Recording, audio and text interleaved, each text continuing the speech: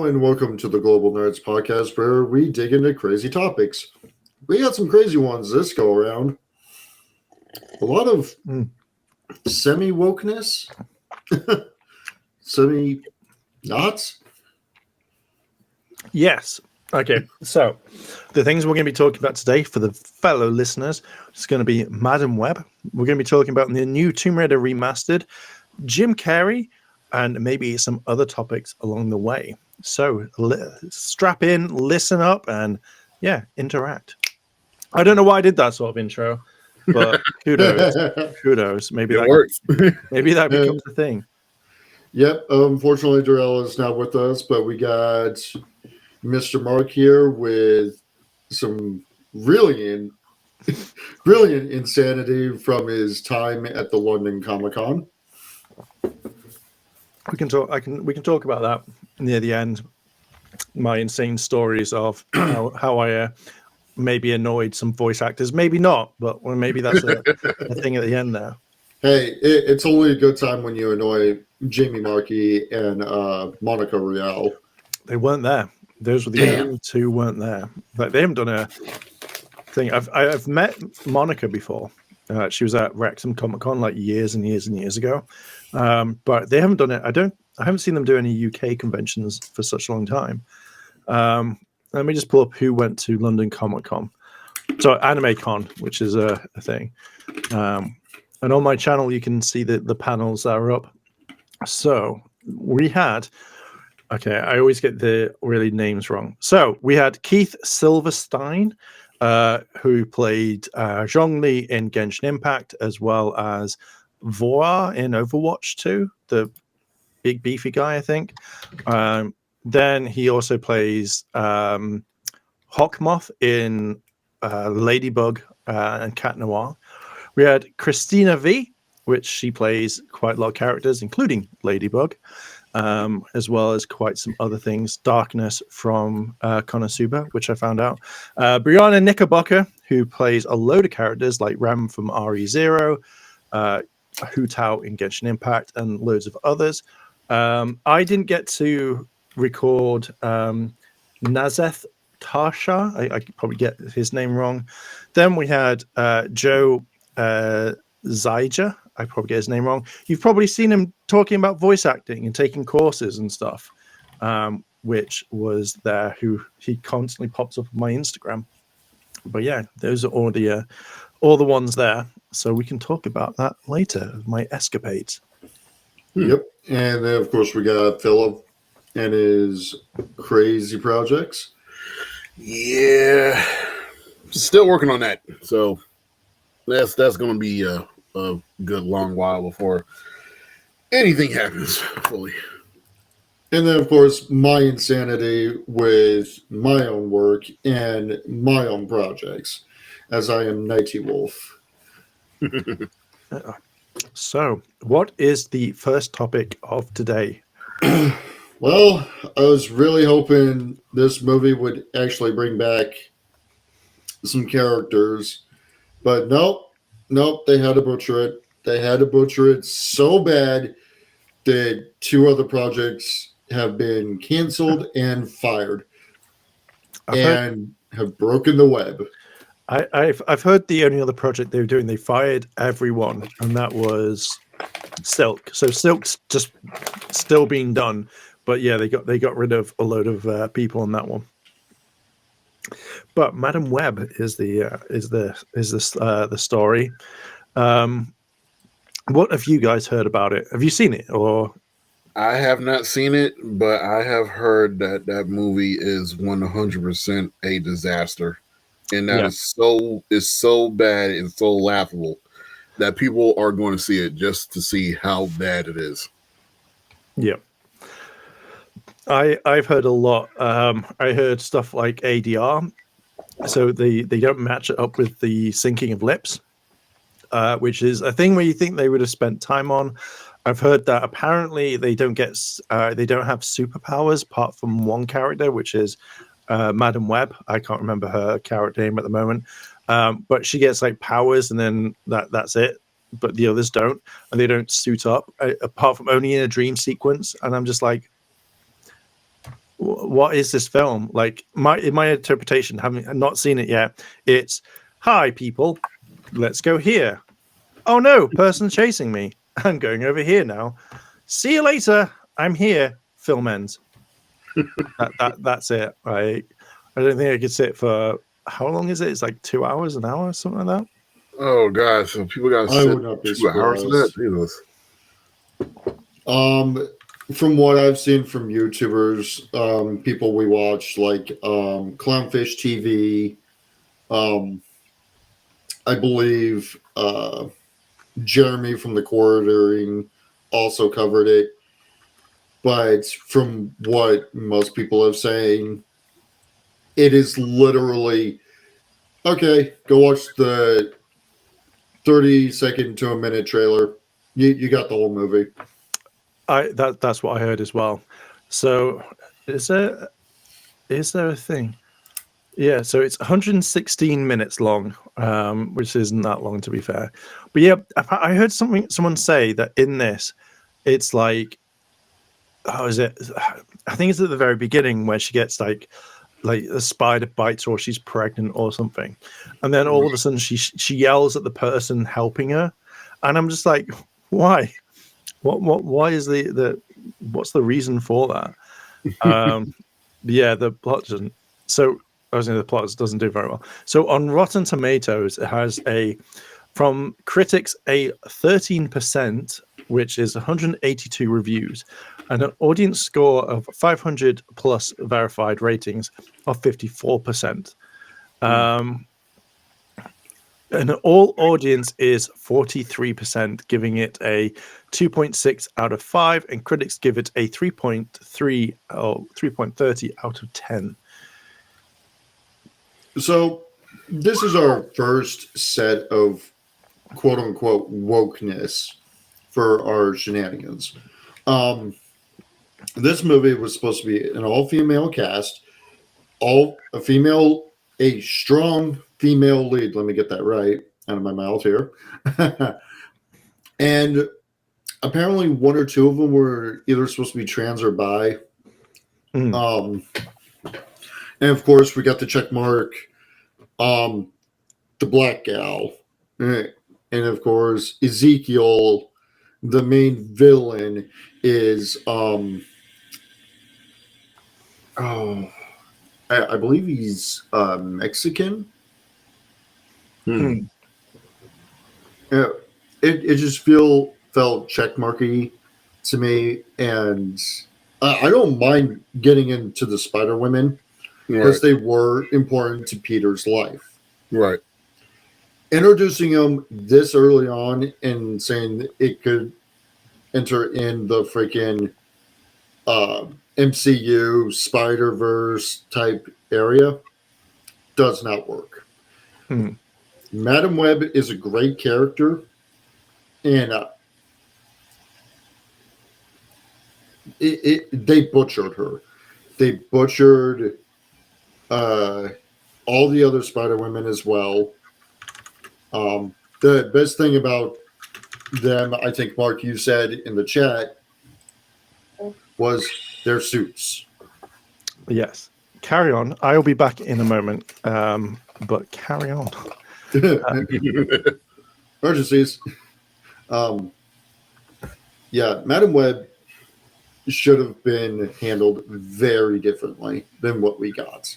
Right, especially if you were going to quote unquote try to connect it to Sony's Spider-Verse or Sony/MCU's Spider-Verse, it could have been dealt with so much more better than from what I've heard on it. And just like from the stuff I heard, it was supposed to be set like 3 years before Peter was born, which would be Tom Holland's Spider-Man was born. It's supposed to be set like 3 years before he was born, and some of that. And like Madam Web, or whoever is playing Madam Web, was supposed to be like his mother or something like that. And then they just like redid the whole thing, and now Spider-Man's not connected to it at all, or something. Only mentioned by name, and the only other character that even relates to Peter is Uncle Ben. Mm. Yeah, that's just wrong. That's just wrong. And here's the thing. Ezekiel was never a villain. From my research, Ezekiel actually took Silk, who is another Spider-Woman that, of course, was another project that was supposed to be in the works, whether it was a live show or another movie. Right. He comes to her family and sees that her powers are kind of out of control, and he takes Cindy. This is comics, anyways. Right. And trains her to use her powers. And keep her safe from another villain that is multi-universe. Right. And this is Silk, right? Like the Silk Spider-Man. Silk. Woman. Yeah. I mean, from what I know is, from what you said, Silk is, still possibly going to be made. That would probably be the thing that would save Spider-Man for right now, as far as like, trying to keep the reputation going and positive. Because from what I've read with the comics and what I've seen with the comics, even from what you said, Silk is a pretty important character, not just for the Spider-Verse, but it turns out to be an important character for Peter, like in the long run. Granted, it's a little damaging for Peter at the same time, but she's an important character. It's a little scary with their relationship, actually. Yeah. Like, real bad. If you know, you know. I'm not going to go into details, but if you know, you know. Well, it's basically Silk was bitten by the same spider as Peter, like last leg of its life. Oh, look, another victim. Thunk. And now I'm dead. Pretty much. It feels a little retconny, but it's not like Miles in the Spider-Verse. He goes, "Oh, I've been bitten. How dare you?" Slap. Right. Well, yeah. Like eventually I'll see Madam Web, but I'm not in a rush to see it, especially after the reviews just tore that whole movie apart. I'm not in a rush to see it, so I'll probably wait until it comes on until it comes on like Disney or like Amazon or something like that, and then I'll watch it. I'm not going to waste $30 to see that movie. That's my thought on that one. Hello everyone, I'm back. But yeah, I was exactly the same. Like, I really wanted to go see it because I thought that you saw a lot more in it. But yeah, after hearing what everyone's saying, I'm like, no, I particularly don't want to see that film. Right. It's definitely one of those movies that we don't intend on people being dirty pirates, but be a dirty pirate with this movie. Yeah, I mean, it'll probably like get really shit and then just go into Disney Plus. I think that's I reckon normally they take a while. Like, I've not seen Captain Marvel go on that, the second one, the Marvels go on there. Right. But I reckon, like, if you've had such an abysmal film, to go straight to thingy, or wherever Sony's gonna like place it and stuff like that. I don't know what they were thinking. Like, I really don't know what they were thinking. Like, I can't believe someone was paid to go, yeah, push that through. That's absolutely fine. 100%, it's okay. But like, it's really bad from the editing. But yeah, it's put through. It's fine. I don't care. It's really bad. Like, one person, like the ADR is completely unmatched. Like, we can't get it to sync. Oh, that's fine. Just release it, and that's it. Like, that's all the conversation is. And then they go like, I told you not to release it. You told me 18 times it was fine. That's literally what I reckon it. What yeah, it It did not hold up. So I've got it on Rotten Tomatoes. Nick Rogers from Midwest Film Journal. You'll say, "Hey, what's going on?" Or David Poland. The whole movie is like eating something you thought would taste good, but it's so soft and mushy and flavorless that you'll realize there is really no reason at all to keep eating. It would be an insult to tofu to call that that movie. I do have to say some of the reviews on it just made me laugh. But by the way these reviews are going and how it deals with time travel and all that, I kept thinking of how bad Resident Evil ended. Which one, the series or the film? Movies, okay. the Alice movies. Okay. She gets the antivirus. She's ready to go deal with it. Whoa! Into the eye, and all of a sudden it's a simulation. Yeah, I always think it's up to a certain part of most films that they just wanted a title. So I'm going to maybe call it the Robbie Downey Jr. effect.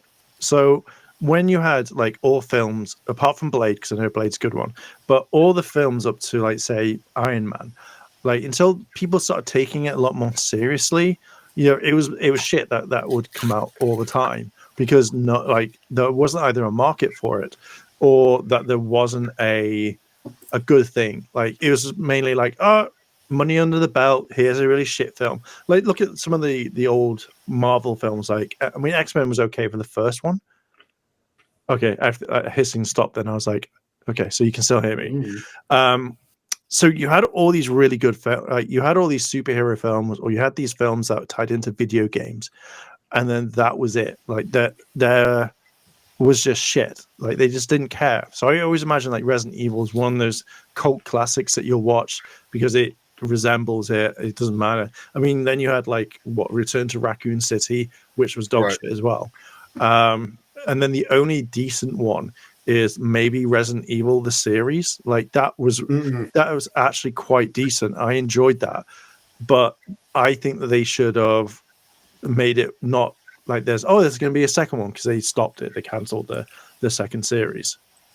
Are you talking about the Netflix one? Yeah, that was actually a really decent one until they at the end they were like, here is it leading to the second season, and it got cancelled. I'll have to disagree with you on that one. I did watch that. I'm like, why did they make this? Like the Alice movies and this Netflix series felt more of a what if scenario. While Welcome to Raccoon City kind of stayed focused on the games. But from what I remember of that was one, back and forth. I mean, from what I remember of that one is it wasn't. It may have been a bit more truer to the games, but it was like, hey, let's take like all these like the new games, let's cram it in, and then not kind of explore it. Like I feel like you could have done what they did on the PlayStation days. You start off with Leon, you go through his scenario, then you interact with Claire, and then you can have like you can extend it, not go, here is Resident Evil 2. Let's just mash this all together and make this really quick and then like mess things up. Where Resident Evil, the Netflix series, I felt was a bit more kind of flushed out. Like at points it dipped a little, but it felt to me at least more Resident Evil. But they just had to ruin the end by going, oh yeah, we're going to do whatever. And it's like season 2 and it's just like, they cancelled that one. So we'll bring this up later.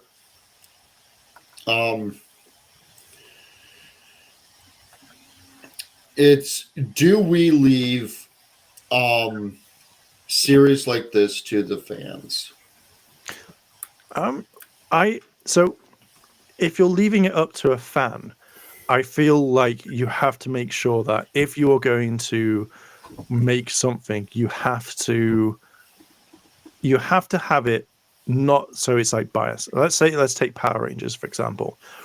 you then turn around and you get, say, a load of hardcore fans. Like you get a load of fans, and they go, "What's the story? Tommy's gonna do this, and Tommy's gonna do that, and we're gonna make sure that we retcon everything. So Tommy and Kimberly get together, and they have a baby, and it looks like Jenna." And you go, "Well, that's not exactly, because you're going to get rid of all of it. I don't care about the rest, and we're going to get rid of Super Mega Force, and that never happened.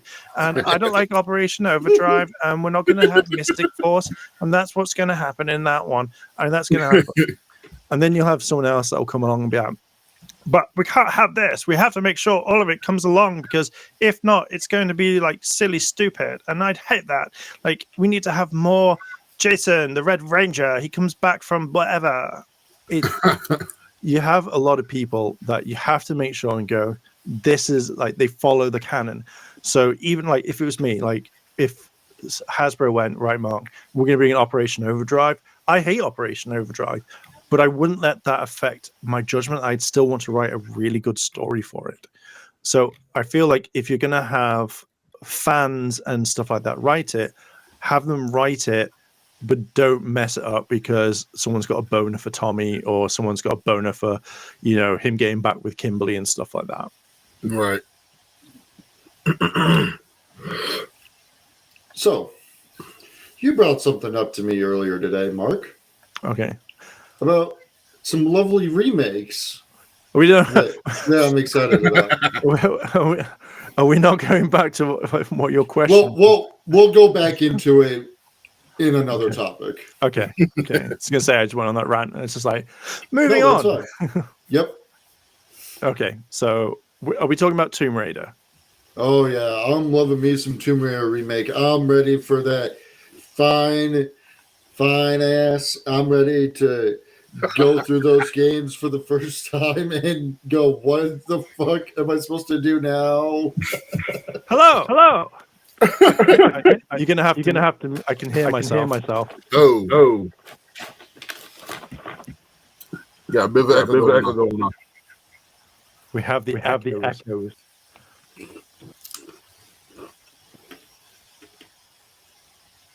Can't hear you now. Can you hear me? Yeah. Yep. There you go. And now echo. What's going on?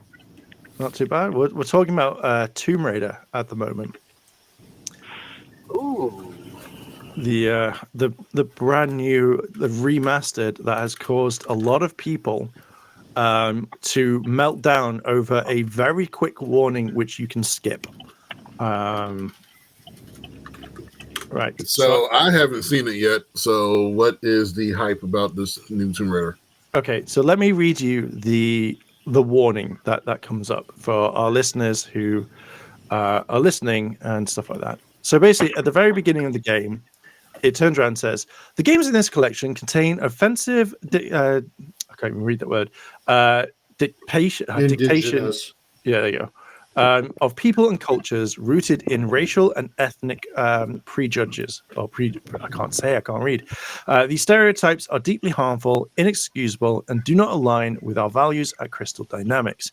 Rather than removing this content, we have chosen to present it here in its original form, unaltered, in the hopes that we may acknowledge its harmful impact and learn from it. So it's a cop out. That is a complete cop out. I understand that people want to cover their own asses when it comes to stuff like that, but at the end of the day, if you're going to make a quick disclaimer, like you said, that can easily just be overlooked, it really wasn't a thing in the first place. They don't want to tamper with the original game, so fans who fell in love with Tomb Raider be like, "Oh, okay, the game is still the same." I get that. I like that, But at the end of the day, we live in a different time.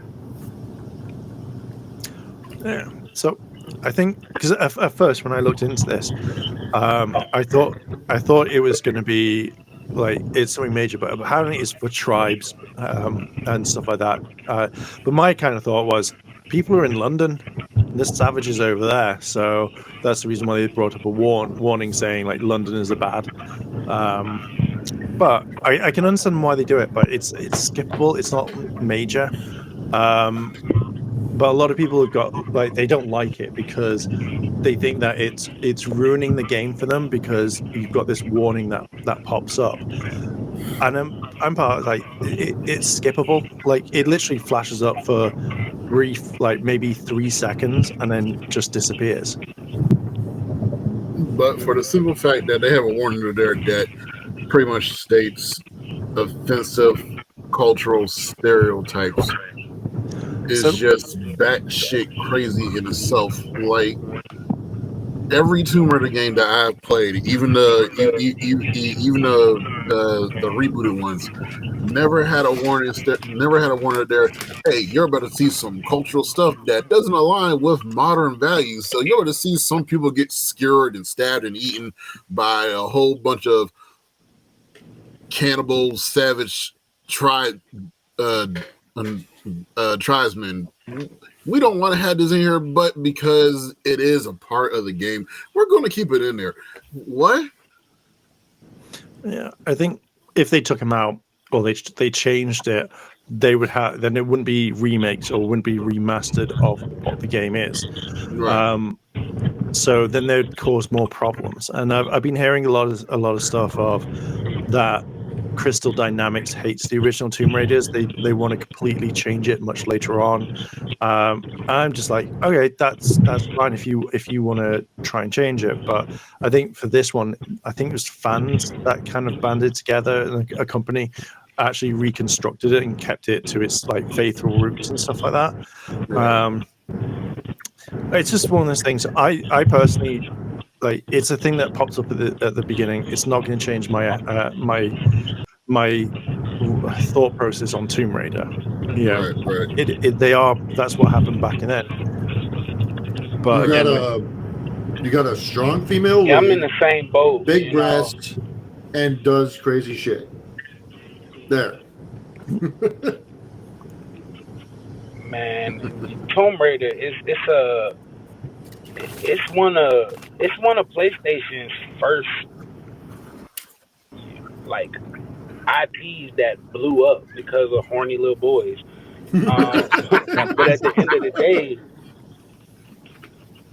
the end of the day, it's a game that's that's come a long way. And as far as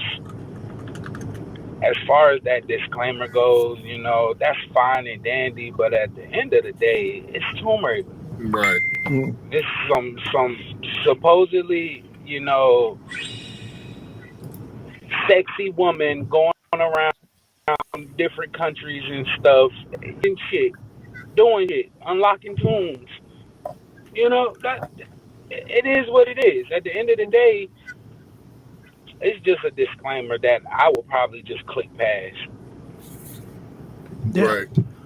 Like, effectively, you can, like, it skips so quickly. Like, it's not even up for, like, say, I would say it's up for maybe 5 seconds. Or, yeah, you can just go skip, because it's not like when you start the game and the intro starts going, and the fact is, it was one of Sony's biggest titles.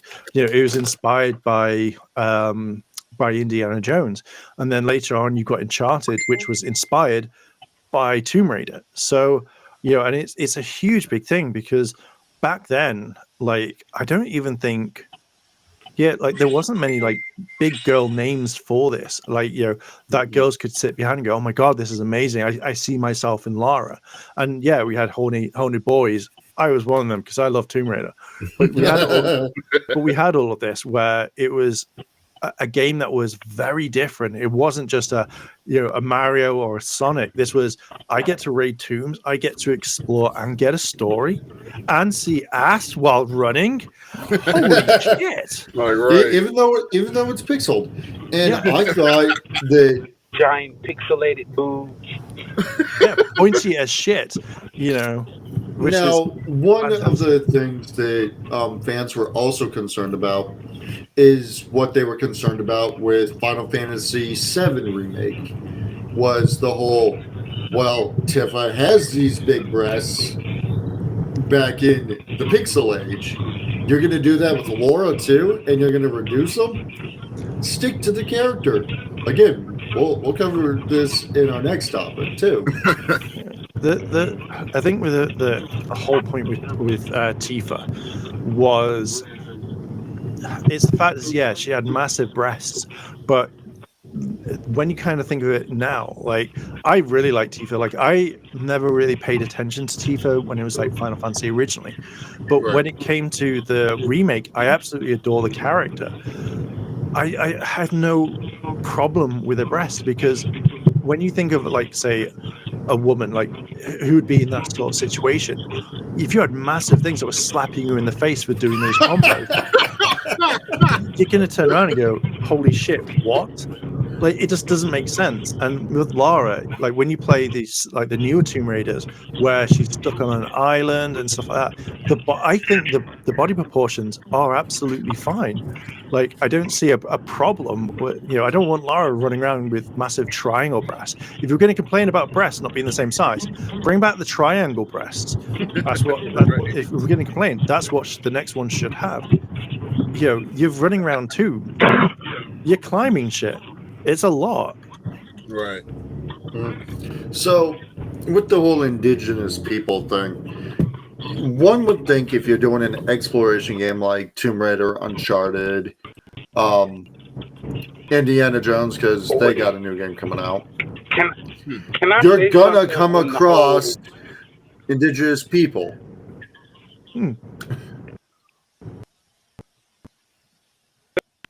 whole, moving around doing the whole breast thing?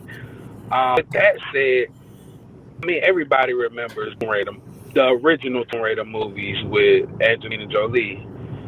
I mean, she got some. Oh yeah.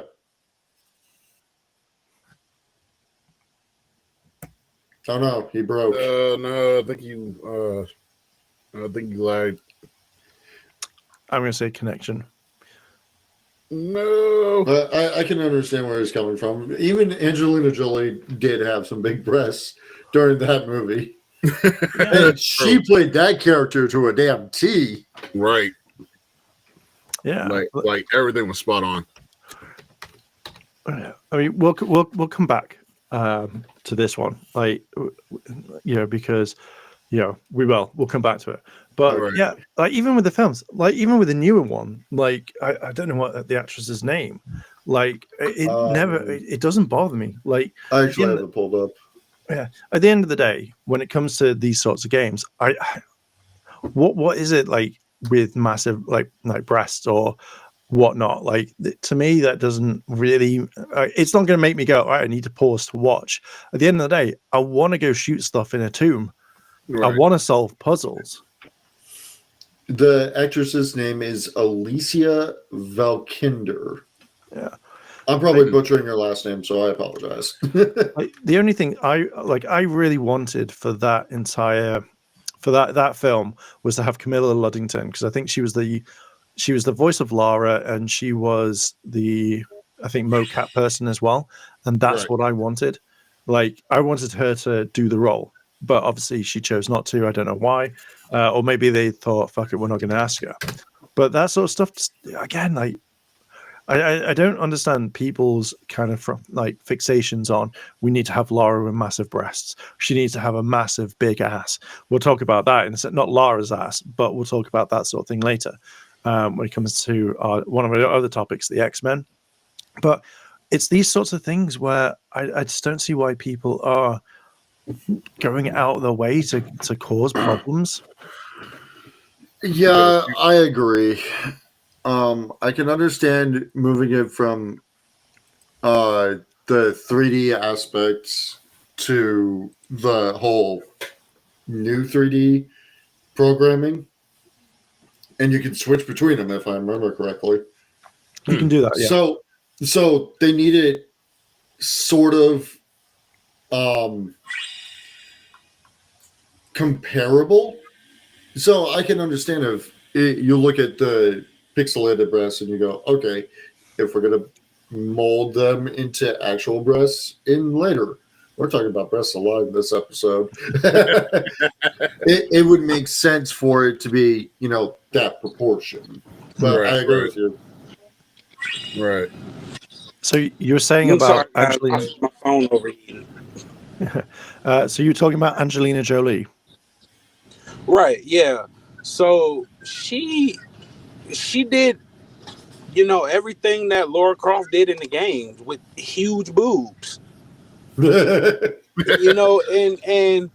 people can say, oh, it's damaging to the powerful woman image, but at the end of the day, me personally, I'm not a woman, but I think Laura Croft is very empowering, however she looks. The new version of Laura Croft, the Angelina Jolie version of Laura Croft, the original PlayStation version of Laura Croft. Like, you know, I mean, women love their boobs. They are empowering themselves. As they had a whole snatch the bra off and burn it movement. Boobs, boobs, boobs. So, me personally, I think it can be done. I think it can be done in a right way. I love the original Tomb Raider movies. Like, they were really good. Right. Yeah, like because I think it was massive. Like when it came to like when it first came, like the first two. They had two films. Was it two films or was it three? I believe it was I think it was 2. Yeah, and they were fantastic for what they were, and they still are classics. Like I haven't turned around and seen anyone go, no, it's not like that's not like the video games. So I imagine it is an empowering. Well, Lara Croft is empowering altogether, and it's always Right. been like that. Right, right. I mean, just like I don't know. We covered this before in other topics. Just everyone now is just super offended by the most minute things, even when it comes to the way someone's breast is shaped. It's weird. Yeah, I think I don't know what it is when with how people have got to bring everyone down now, because it just feels really weird. Like we've come from like when it was years and years ago to like pushing people up and going like lifting them up and being happy, and to now where it's just like, oh, tear them down. Right, right. It was a bit windy. I wonder how people would feel if they gave Crash Bandicoot a penis. Hey, say that again. I said, I wonder how people would feel if they gave Crash Bandicoot a penis. I mean, he is a boy, right? Thropping in the wind as he spins. Yeah, it's a blade. Oh no. So we've talked about breasts most of this episode. It seems we need to talk about the ass part now. In our next topic, well, that's one of the interesting reasons. So X-Men 97 trailer just dropped, and we've been waiting for a conclusion to X-Men, the animated series, for some time now. What have they done to you, Rogue? You're all about the sexiness and empowering women, and now you look like a freaking idiot. See, yeah. We have a character that has not been in the series since episode 1 and 2, and I think he got killed off. No. That's not true. Morph did come back. Yeah, he did. Yeah, I looked at. I remember him coming back because it was a whole big thing of X-Men at the time, and it's like much later on in the series he does come back, and then he fucks off halfway through. Yeah. Yeah, Morph comes back after. I think it's There you from go. killed. Yeah. But I mean, now, so what have they done to Rogue? I haven't seen anything of this version of Rogue since '97. So like, let me. they changed on her. I think it's the entire like design. Let me just. So I'll send you the picture in the group chat. So basically, there's a scene if everyone's wanting to kind of like look into it, is that there's a scene where she goes against Apocalypse, and you just see her ass. There we go. We're getting a full house. And then there's a scene where she's fighting in the new in the new '97 trailer, and she's completely flat as anything. Okay. And people are a bit angry because they're making Rogue look exactly the same as like every single else. Like, but when you look at the '90s, like she was a woman. Like she had the curves. She was strong, independent, had so much stuff, and now they've just kind of made it go. Like I don't know why, because a few people are going like, oh, you can't masturbate over her anymore. And it's like, well, my whole thing was that was her appeal, and that people like Gambit. I saw a clip with Gambit trying to, kiss her awake, going, "Oh, don't worry, sugar, I'm gonna kiss you awake, just like the Sleeping Beauty," and he nearly gets his life force taken out of him and nearly dies. And she freaks out, going, "Why did you do that? You idiot! You don't touch me!" Well, I'd say that's something a little bit different than the whole point of her powers is she connects with you, she drains your life force, and steals your powers. Right. For a certain amount of time. Except for Captain Marvel. Damn, that my hair look like Taylor Swift. Damn, man. They really flattened her out. What the heck? Yeah. See, I don't get why like people have done that. Like, I'm very curious to see how Marvel's drawing in now, because like back in the day, like she was one of my she was one of my animated crushes and stuff until Black Cat came along. But like, when looking at always when I saw Rogue was she was sassy, she knew how to look after herself, she was strong, she had all this going for her. And now I don't know what it is with the animators where they're just making people like dropping like certain characters down because you can't have the male gaze or whatever. And I'm just like really, like, is this what we're going for? Like, what about the female gaze? Like, where is all of this? But it just feels like people just want to draw them as normal and then use the whole, well, sorry, you can't masturbate over this because, whatever. I'm just like, no one's going to crack one out to X-Men. No one's going to sit there on the TV going, shit, I need to crack one out, boys. I don't know, dude. You'd be surprised, man. Be surprised. From what I'm seeing, yeah, she still has somewhat of a big ass. But her breasts are slightly normal. Like, right. I mean, Ooh. It looks like it's gonna, I mean, it's gonna look. She lost some weight. Yeah. It's like she just lost a lot of weight.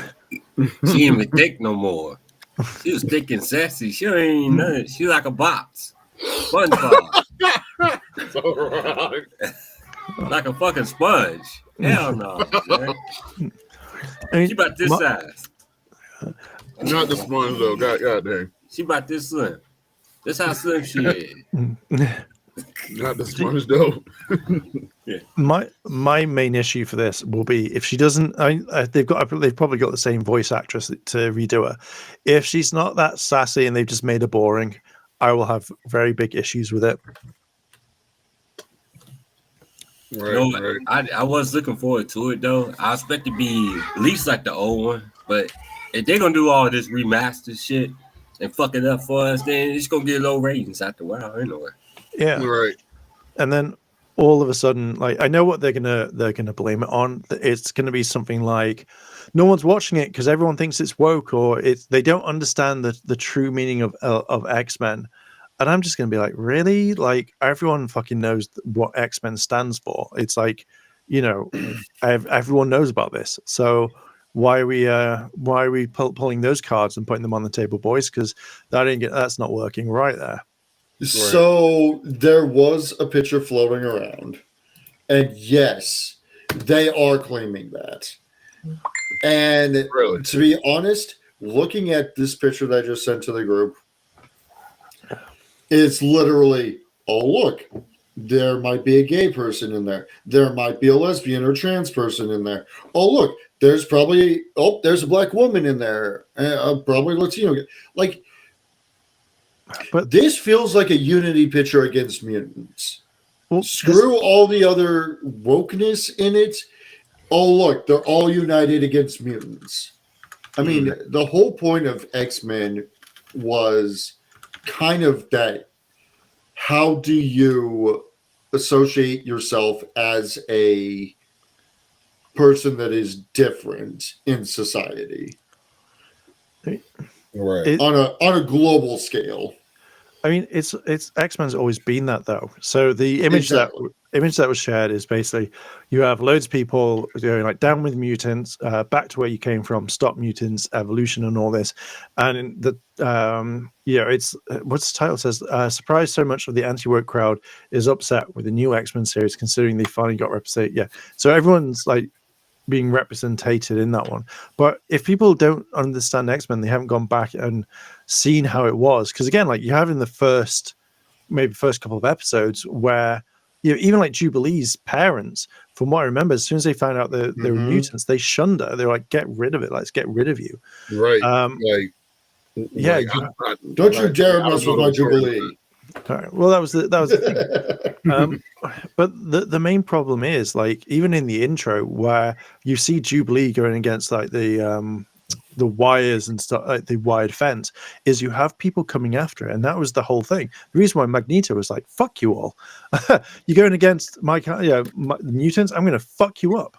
Right. So. Magneto was gangster though, man. On the whole cartoon shit, he was gangster. He was more gangster than Professor S. Professor S didn't never give a fuck though. Okay, go after him. I'm gonna be in the wheelchair anyway. So y'all go. I don't know if I'm feeling the whole make Magneto a good guy type of situation. I don't know. So I didn't. Okay, so he was a good guy in the movie. No. Say that again. He kind of is a.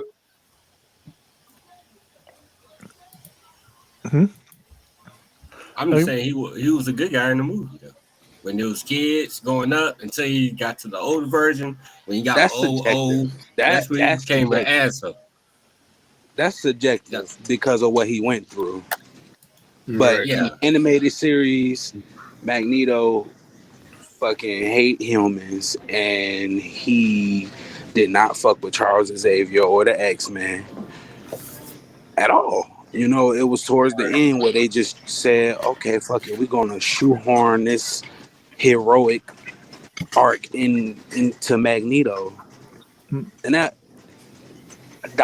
wasn't the case in the comic books. The only case in the comic books where he was the good guy was during the House of M arc, and then even still, that was fucked up. That whole arc was fucked up because it wasn't real. Right. I remember House. I haven't read it fully, but I remember House of M and stuff like that. Yeah, it was basically the world Wanda created, and it was really some fucked up shit going on in Genosha. Oh yeah, for sure. Like one thing I know, like before we come back to the Magneto, I just realized something when I was looking for pictures of the crowds from the old 90s one, because this is a continuation of the 90s X-Men. You've got Nick Fury, who is white.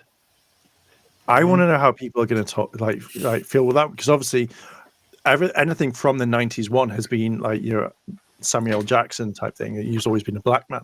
So I'm wondering how they're going, if they're going to bring Nick Fury into this. Actually, you're going to keep him white. If you're continuing this, which literally says 97, X-Men 97, it's going to be the white one like from 97. Yeah, Nick Fury is going to be white. There's no the whole Nick Fury thing is they can change that if they. It was an instance in the comic books where they did try to explain why they tried it twice. They tried to explain why there's two races of Nick Fury. One was clearly another universe, but the other one was that Nick Fury was a title. Right. Okay. A title that's handed down. I think that's the best way to describe it, because when I watch the old Nick Fury, the white Nick Fury, or I play the games, I can see Samuel L. Jackson's Nick Fury as well. So putting it as a title, like a rank, I think is the best option for it. Yeah. Right. That actually works. Unless you do a multiverse on the cartoon, they could do like that too. I think that if you were going to do it for this one, rather than multiverse, is you'd have, say, you know, maybe you'd have the white Nick Fury, because like, oh, I'm too old for this now. I've retired. Here's my my protege. Here's the next person. And again, then they go, oh, it is now a black Nick Fury, and just go, name's being passed on.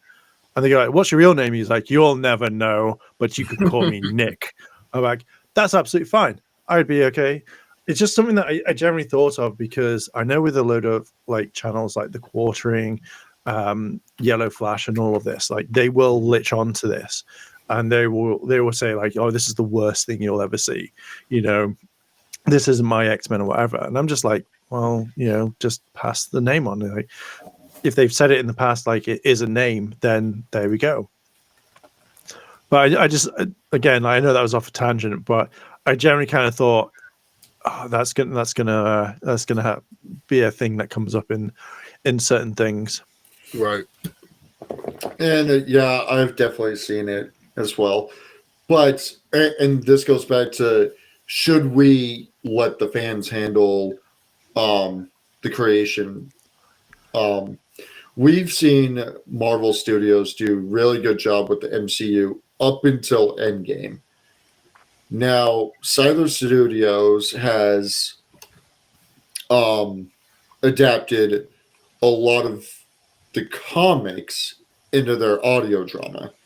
They want it comic accurate as possible.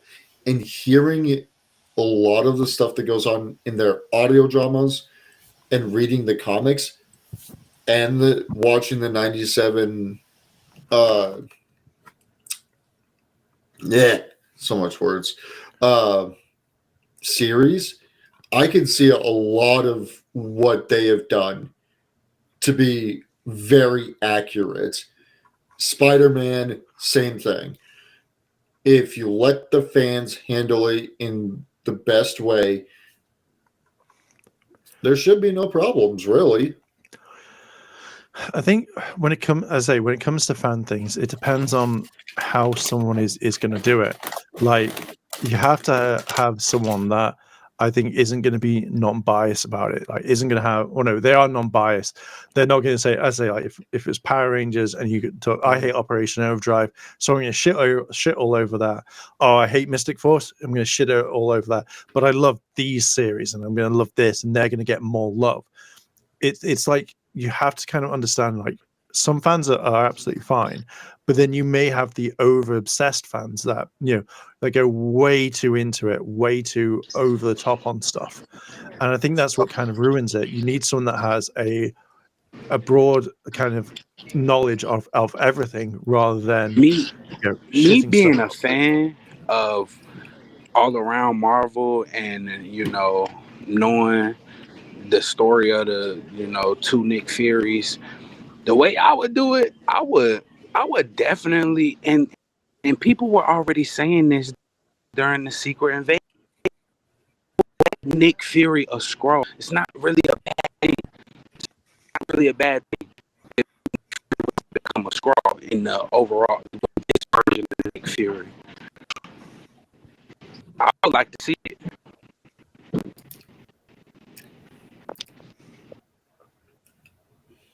It's how you do it.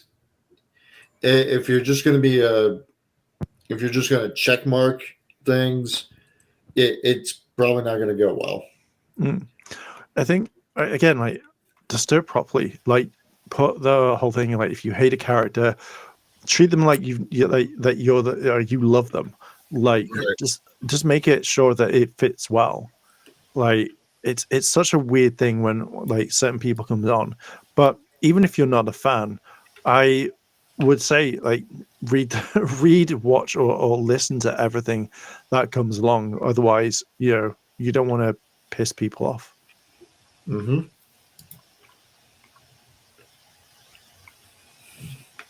But yeah, that's my thought on that one. I mean, I'd like I'm gonna watch it just because I'm an X-Men fan, and since you are continuing it from the '97 X-Men, I'm still hoping that it still brings that brutality, that the brutality, the violence,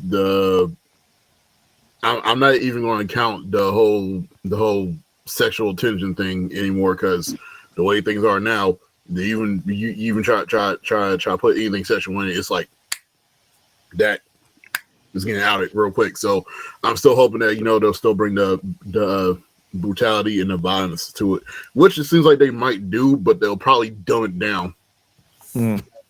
Well, I'm very curious to know how it's all going to run. Like, again, this is something where it's a beloved, like, the X-Men animated series is very beloved. So I part of me is very interested to see how they're going to do it. Like, I'm not going to go rewatch all the old stuff, even though I can do, but I want to know how this is going to work. Is it going to be exactly the same, or is it going to be something that is absolutely shit? But I'm excited to see it. I hope it's going to be the best, man, because the way it's going, everybody's just talking about it like crazy. Yeah, man, look, the only thing I want to see, which they showed for that trailer, I just want to see Wolverine and his augmented explosive claws. That's all I want to see. Yes, so that really makes me kind of think, why would it's a cool move, but Gambit's just supercharged his skeleton to explode. I don't think he supercharged his skeleton to explode. I think he just charged his claws. But then because the claws are part of his adamantium skeleton, aren't they? So wouldn't it kind of travel, or is it like it is just gonna be the claws? I'm just gonna assume it's just the claws, even though I'm. Shit, damn, you got me a fucking impasse. Damn, you got me on impasse. I'm going to assume it's just his claws. I'm going to assume that Gambit specifically targeted his claws, because if he, made his entire skeleton explosive, I'm sorry, just one hit and he's done. He's just shattered. I mean, Wolverine will grow back because he's grown back from like a single cell or like a single blood drop or whatever. But can you imagine this is how he gets his bone claws? Oh Lord, Jesus, that would be that'd be painful. There would be. Like, I could have got rid of them, Gambit, but you brought my bone claws out. What are you doing, man? Oh no. I hope not. Gambit's like, fuck you. I've wanted to do that since the 90s. Like, right. Shoot. Also, since we're still on the X-Men subject, I had read something that a fan or a fan of X-Men had posted on one of the trailers. He was they had said they hope what's this character's name, Dazzler, comes back and makes an appearance. Apparently this character was the counter opposite of Gambit, had the same abilities as Gambit, but could make fireworks and stuff just happen like at random or something like that. Oh, okay, yeah, I kind of remember. Like, just looking at the 616 Dazzler, huh? 652975 apparently. But yeah, like, I kind of like from the picture, yeah, you kind of see her and stuff like that. So that's pretty cool. Oh man, if she comes in, oh man. Yeah, but I'll watch it just for nostalgia purposes. But I'm not hoping for anything too special of it. And I don't really see why they made he left, didn't he? Yeah, he laid out. I guess Morph is non-binary. Yeah, I kind of see it because originally when I heard that they were making him like non-binary, like I was like, oh, okay, because I think we talked about this in our chat before, where yeah, like I think back in the day he was like we all thought there wasn't nothing called non-binary back then, so it's something quite new that I know of anyway. So obviously they made more of a male. And I was like, oh, that's pretty cool. He wasn't one of my favorite X-Men, but now seeing he's non-binary, it would make more sense because if you got the whole thing about you can turn into anyone perfectly, then it would make more sense. Oh, today I feel like I want to be a male. Today I want to be a female. So Morph is like Mystique, except on a genetic level instead of an appearance level. I don't know that one. Yes, it is genetic for him. Yeah. And it's just skin for her. So okay, because like I'm a bit old school, so I don't really care for the whole non-binary stuff and everything. Like I'll call you by what you want to be called, just to support you and everything for it. But me personally, I don't really care for it. But because Morph can change his self down to the like genetic code, he can literally rewrite his whole body to become someone else. Mm-hmm. That would actually make sense for that character to be called non-binary, because that person can literally change their entire genetic structure to become literally anyone. So calling that person non-binary would actually make sense. I think again, like it's an interesting concept because I wouldn't have associated that at all. Like, if Wolverine goes like, "Oh, Morph, it's so good to have you. He's great, everyone." And he's like, "No, I'm non-binary." All right, cool, that's fine. Like, for me personally, it doesn't really change anything. Like, I'm not gonna be like, "Shit, Morph should be a male. Fuck this shit." Morph should be this or that. It's Morph. I don't really like the character that much, so it doesn't bother me. And even if I did like the character, it's still not gonna make me change my whole thing. Like, shit, I don't like this anymore. So it makes perfect sense to make them non-binary. So right. I mean, especially if you can change yourself like that. So I would just be a massive dick if that was me. I would be a massive dick as more. Oh no. So my whole thing is stick to the source as much as possible, and what our other guy brought up in the chat was he's very flamboyant. Apparently, in the first 2-3 episodes he's actually in, right.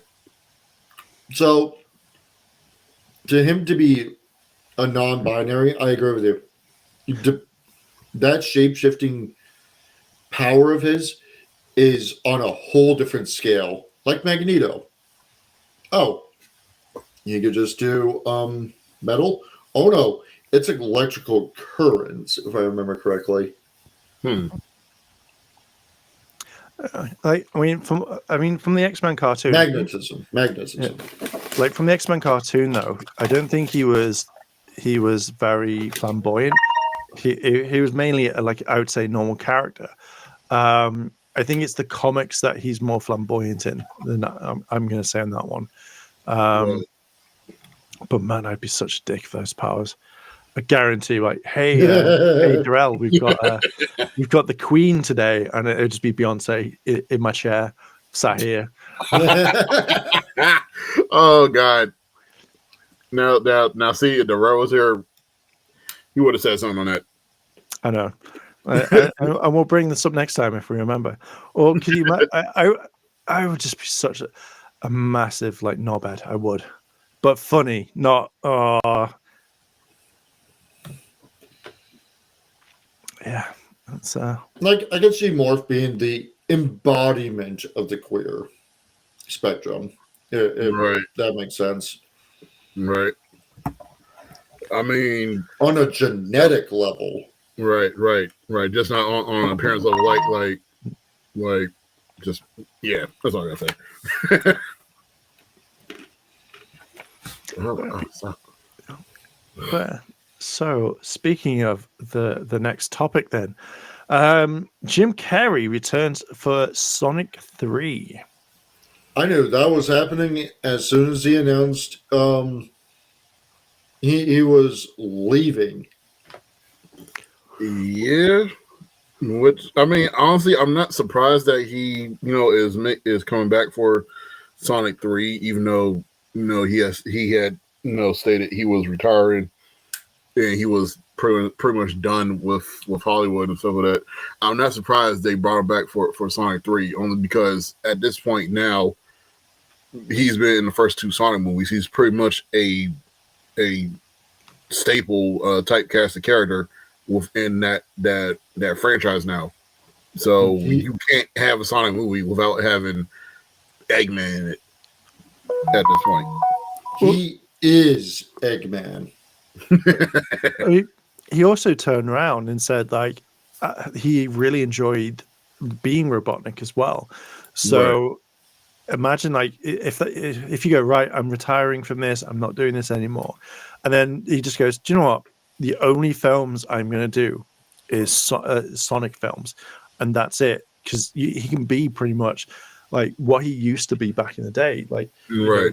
That Ace Ventura, the Mask type character. And if you right. enjoy it as well, like you might as well just go, do you know what? This is my last role or my last thing that I'll ever do. I'm only going to play Robotnik, and then that's it. And it depends. Maybe Sonic 3 is the last film, and they do no more, or maybe they do like a few more. He's like, do you know what? As long as I live, I'll come back and be Robotnik. I'd be okay with that. Right. I mean, just for some fact, like Jim Carrey is, I believe he is 60 years old. I believe he's 60. So him playing Robotnik at this point in his career would literally be the best thing he could do for the rest of his career, however long that would be now, since he's coming back with them making Sonic movies. The best thing he could do is literally play Eggman. Eggman and Jim Carrey to me are literally the same person. Chaotic, funny, like off the rails, just everything. Yeah, I mean, I'm guessing, from the cartoons and the animated series that they've done, like in the video games, you don't really kind of see that much of that comedy. Right. Even when you could start talking. I never saw him as a funny character, but when I've watched the TV series or I've watched the animated series, I generally have gone, yes, I can definitely see that he's a funny character. So yeah, I agree with you. I think that Jim Carrey's nailed it, and he's always going to be he's going to be Robotnik to the end of time. Right. But no, hopefully this won't be the last Sonic movie. Hopefully they'll continue it for at least another, I want to say 2 films, maybe, hopefully. So they've done Sonic 1, they've done Sonic 2, they've done Sonic 3. I want them to do Sonic 3 and Knuckles. Then I want Sonic Adventure, Sonic Adventure 2. That's the rumor that 1 goes through most of 1 and 2. Right. 2 goes through Sonic and Knuckles. 3 is supposed to go through the adventure games. Yeah, so 3 is involved in Shadow and everything that Shadow deals with, along with Sonic. I hope they bring in Black Doom. I mean, they could have every possible reason to bring in Black Doom if you bring it, because you're already bringing in Shadow. If you do Shadow right with this movie, you have every reason to end that movie on a Easter egg cliffhanger with the Black Doom spaceship being out in outer space somewhere. Well, look at, so they're doing Knuckles, the TV series. It's like 6 episodes long. You could, if Shadow was done right, then you could give him his own show, because I think that would do very well, rather than like putting it into a film. But then you can focus more on Shadow rather than like kind of rush it. Because I imagine the Sonic films are meant to be just for Sonic. So when you've got like other characters now, like Knuckles and Shadow, they get their own spin-offs. And then it's just like, that's really like, that would be a cool thing to do, because you can then gauge how much people enjoy it. Because look at Knuckles. Like, I'm not a huge Knuckles fan, but I'm going to check out the series because it, I enjoyed the first 2 films. So now it's like, oh, what are we going to do? Like, if that does really well, I can see them doing a Sonic, a Shadow thing. Maybe not 6 episodes, maybe 3, maybe 4, but at least it could be something. I mean, yeah, like hopefully they do it. Sure, I'm just gonna say it, this is the year of Shadow. Like Shadow's been getting like the most hype so far, and it's only February, and Shadow has getting hyped with the whole Sonic and Shadow generation game. That I honestly didn't know that was going to be a remaster or a reboot or remake, whichever category it falls under. But I did not expect them to put Shadow in a Sonic Generations game. Yeah. Like mind you, he was in the original Sonic Generations game.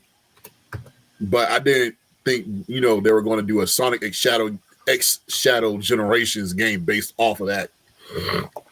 Yeah, it's interesting because I recently bought Generations again, so them to do like a remixed version, it's interesting. But then obviously you've just got a little bit of like Shadow in there. Now I'm hoping that maybe they'll add more levels to it to like make it worth it. Oh, you can play all through Shadow. Like, I would like it if they mixed it with, say, Sonic CD levels redone, Shadow the Hedgehog levels and all that done, added into it. Oh yeah, redo Shadow the Hedgehog. Yeah, and I feel like that definitely needs to be reworked. I feel like it's such a big thing that you could have, and I think personally it would work well. Right. I'm Sonic Generations, I think, is the best Sonic game out there. Like, Sonic 2 used to be Sonic 2, but Generations knocked everything like completely out of the park for me.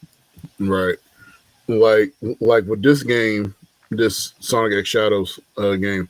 So from what I have looked up and watched and researched, the gameplay of this game is supposed to incorporate physics from Generations, but also gameplay aspects and physics from Sonic Frontiers also, especially when it comes to some of Shadow's levels.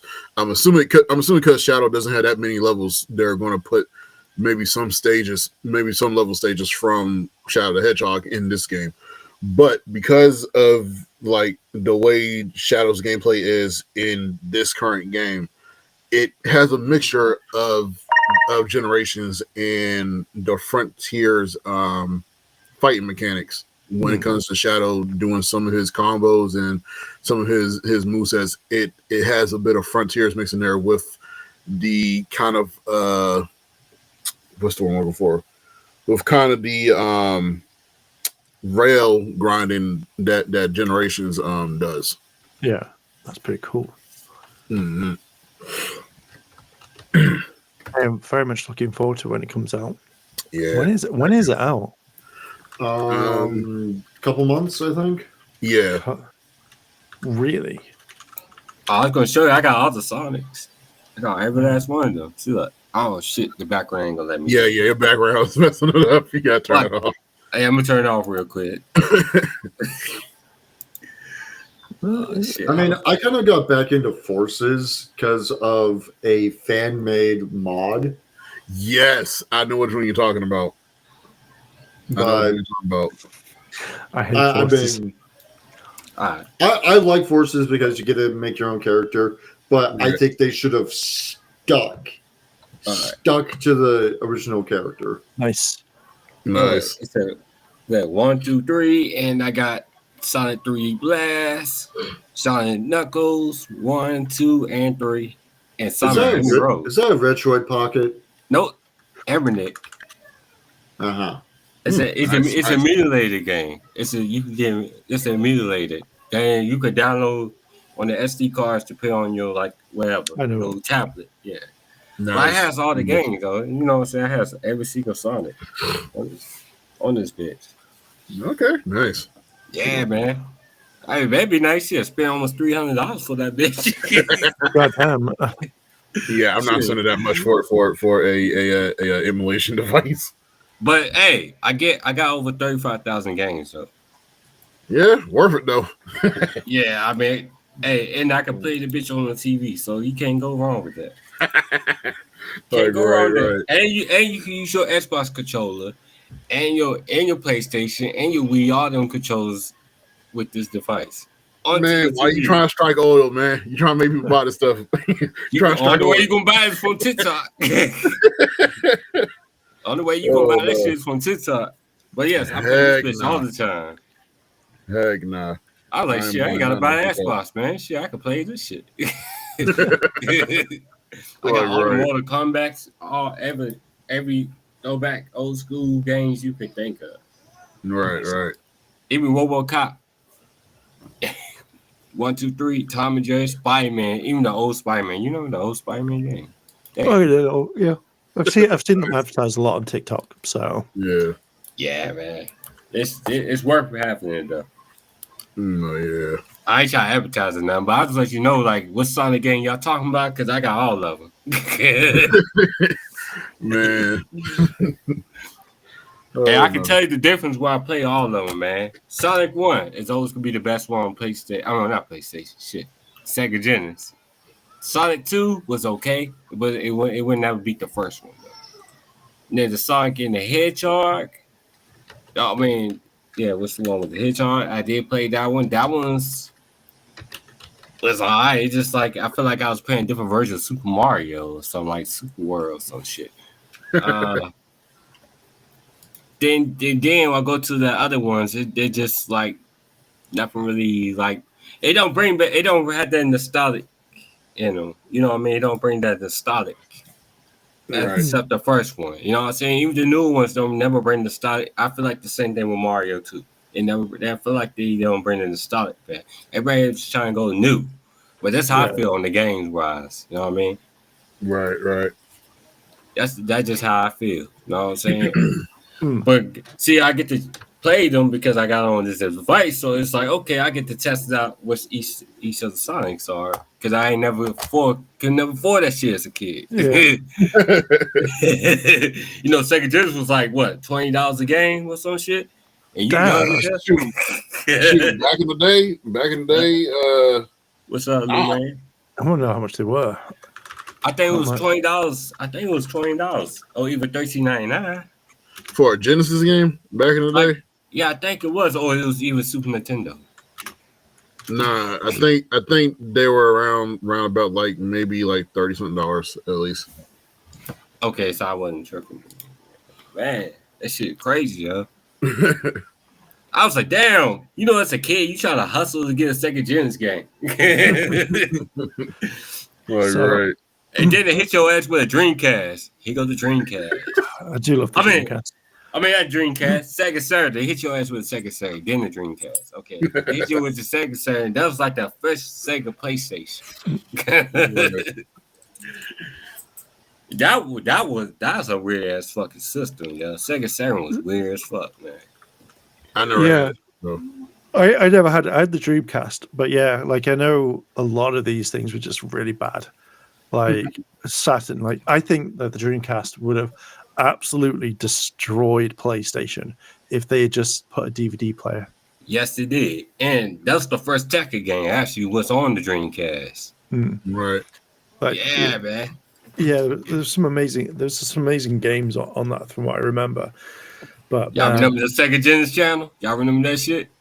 You had all them damn games. If you subscribe to them, you just plug your cable cord into the game cartridge. No. We never had anything like that over here. Oh, damn. That's briefly. Yeah, like I remember with the Dreamcast, it was more. I went online every Christmas day because it was expensive to use dial-up just to check my emails, and that was it. And then it died, which made me. Man, my dust killed my damn PlayStation. I mean, not my PlayStation. Not the PlayStation. The Sega Genesis. It killed my shit. I was like, God damn, this got the goddamn thing. I didn't have to buy another one. Right. Yeah, man, this shit crazy, man. I get tired of that shit. Then the whole time, you can't. I wish they had like a kit for it though. But I did enjoy playing Sonic though, because I was playing Sonic because it came with it. The game, back in the day, the game used to come with the Sega Genesis. So I remember.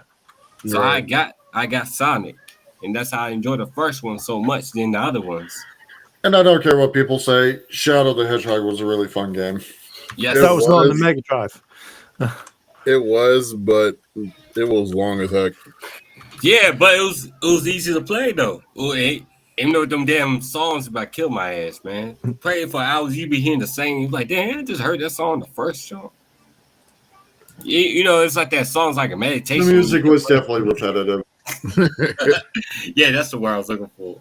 Yeah. It's like it could be a rap song if it could.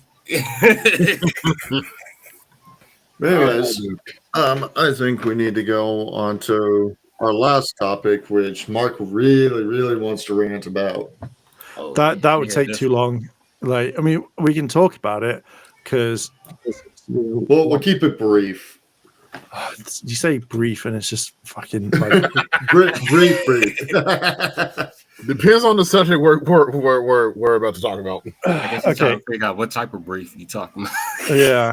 So for people who trigger warning is going to talk about the stuff that shouldn't be talked about, but quite recently, trigger, because I didn't say trigger warning. It's going to talk about pedophilia.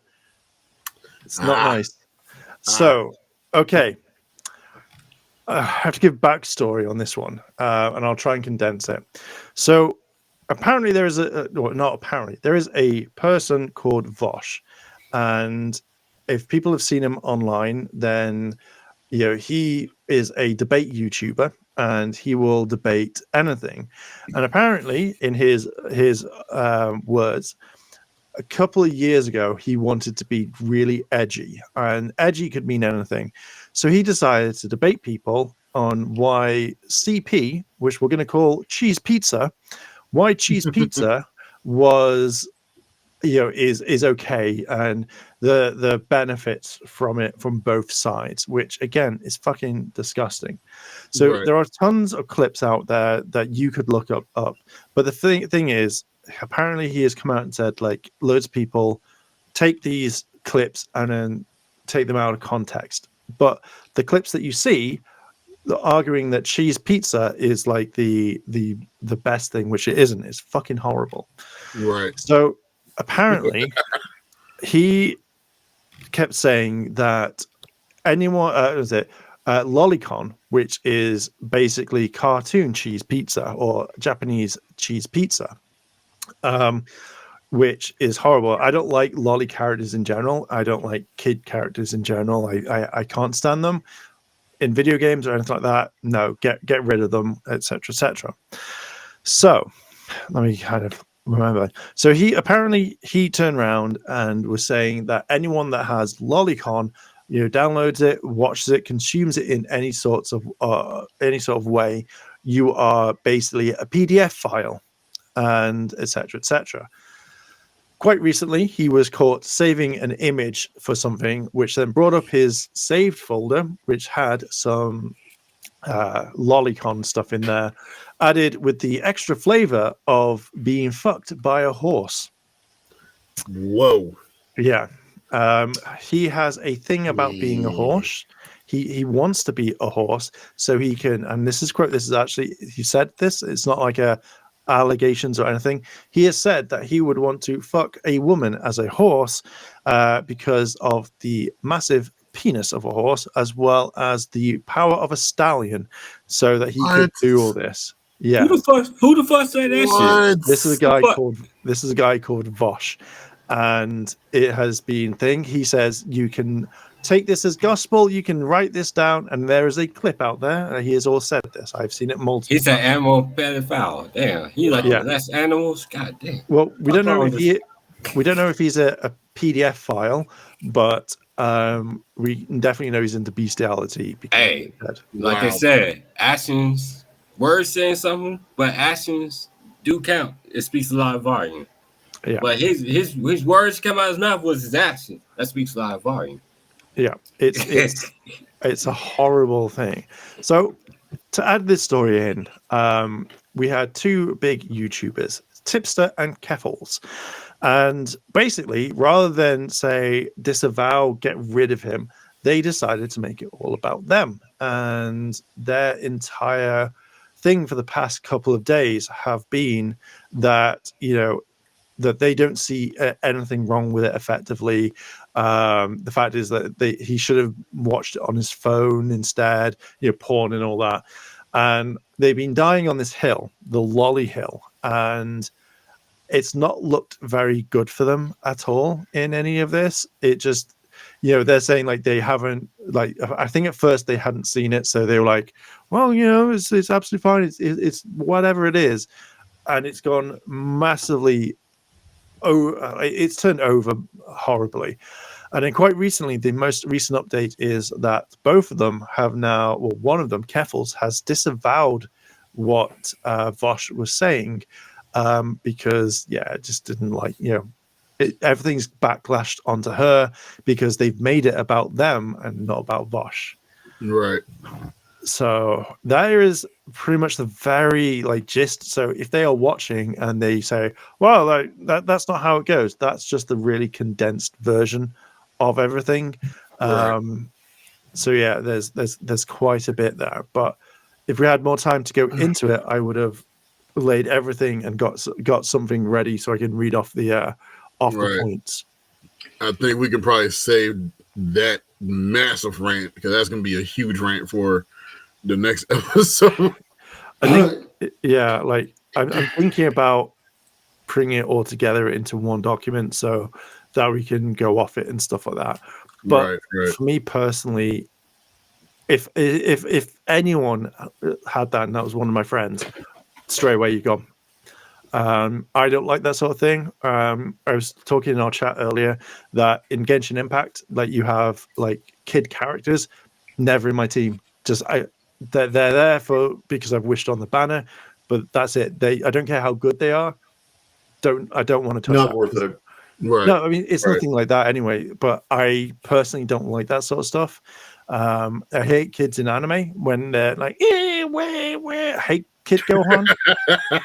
Kid Gohan is one of the characters that I despise with all my being because at the very beginning of the anime, it's like, Dad, no. And it's like, I know you're a kid, but I fucking hate this.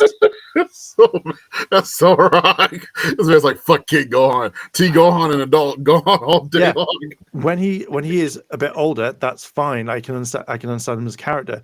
I don't like him until he goes into the Great Saiyaman saga because I still find Gohan a whiny bitch. But yeah, there's so much stuff that it just. So yeah, Tipster and Keffels.